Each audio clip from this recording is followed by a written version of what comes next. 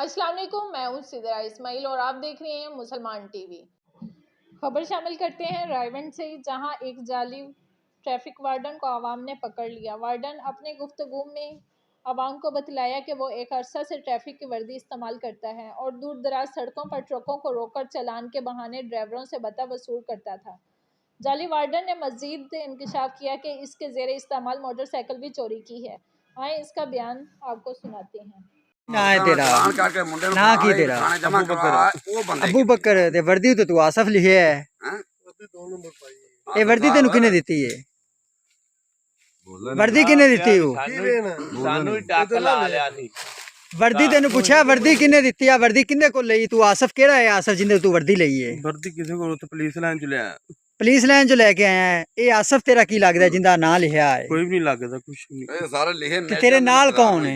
कोई भी नहीं, कल्ला ही है। कल्ला बंदा तू एवें राह दक के लोकां कोलों कल्ले बार्डर वाले खले हुंदे रोडां दे हैं? चलान बुक कित्थों लेना है? नहीं, मोबाइल ते ऑनलाइन करना। मोबाइल ते ऑनलाइन करना है। एगा तू कित्थों दा है? कुतबे दा।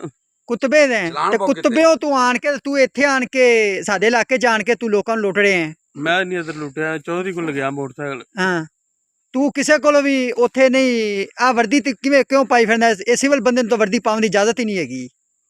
तू किवें सिविल वर्दी पाई फिरना है? भी दो फुੱਲ भी तू लाए ने, तू सिविल बंदा हो के ते तू लोकां नूं लुटना फिरना है भी गड्डियां खिलार के।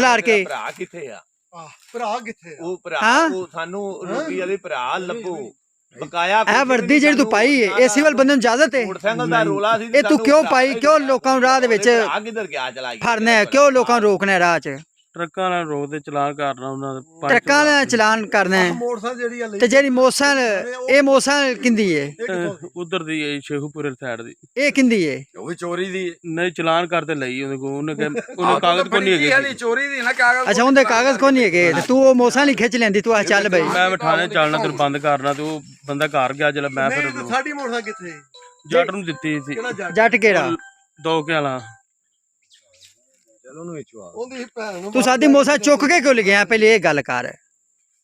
तेनू नहीं पता भी मोटरसाइकिल इन्हां दी ए कदी भी सामने आए ते खीर ते ना सानू फाड़ ही लेना है।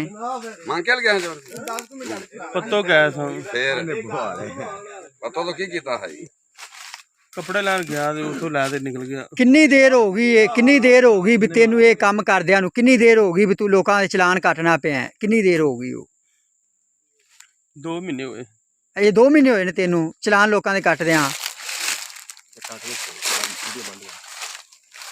ਇਹਦੀ ਤਲਾਸ਼ੀ ਉਸ ਲਈ ਨਹੀਂ ਲਈ